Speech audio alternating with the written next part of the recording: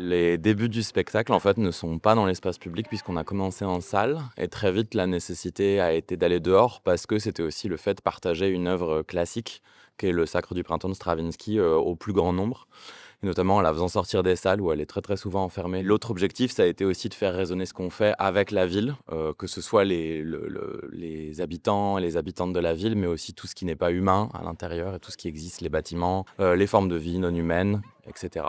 Et du coup, moi, ce que j'adore aussi, c'est cette palette. Alors effectivement, des fois, il y a une dimension assez éclectique, mais finalement, on retrouve tous les arts dans le champ des arts de la rue, souvent des arts mêlés aussi, et donc ils ont quand même cette capacité d'hybridation qui est hyper intéressante. C'est forcément surprenant de voir des gens crier, chanter, bouger dans l'espace public. L'espace public n'est pas contraignant, enfin, le public n'est pas tenu de rester avec nous l'intégralité de ce qu'on propose.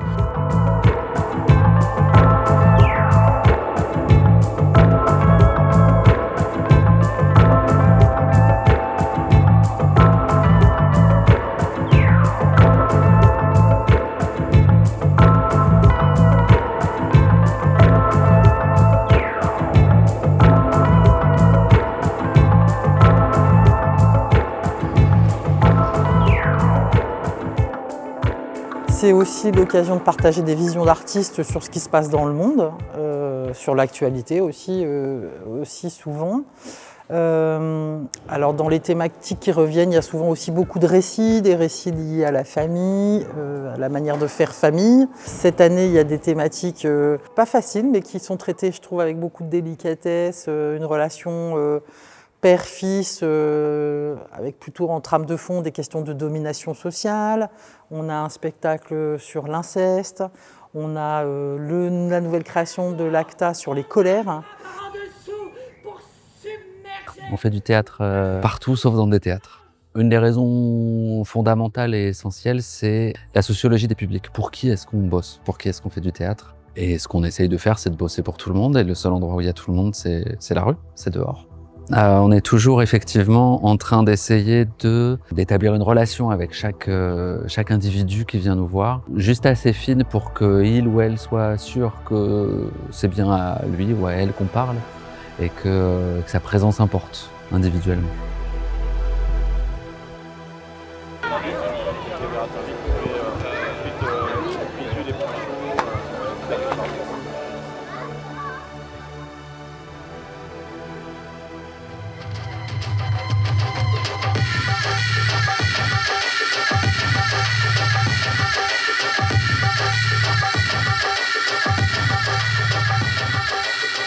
Puis là, sur Soro, donc le spectacle qu'on joue là, c'est un spectacle qui traite des violences patriarcales, mais des violences patriarcales pas seulement à un niveau intime, mais aussi à un niveau systémique, presque. Voilà, et comment on peut peut-être éventuellement se saisir des corps, de nos corps, pour remonter contre ce courant. Poser ce propos-là au milieu des gens, parler avec le corps à travers nos corps et vers le corps du public, remettre du corps en fait au centre du lien en fait entre le propos artistique et le public. On est vraiment acculé à des prises de position où on ne peut pas faire comme si les choses n'existaient pas. Que continuer avec cet ordre masculiniste, c'est tous mourir et tout perdre. Nos enfants sauront et ne laisseront plus faire.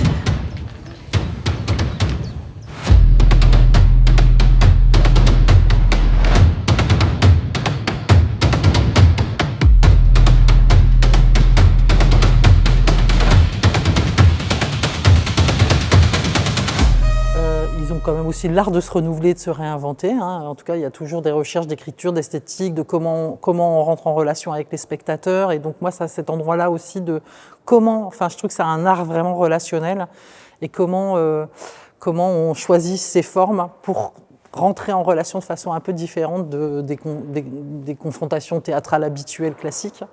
Donc c'est des endroits moi pour lesquels j'ai vraiment beaucoup d'appétit et auxquels je suis extrêmement sensible.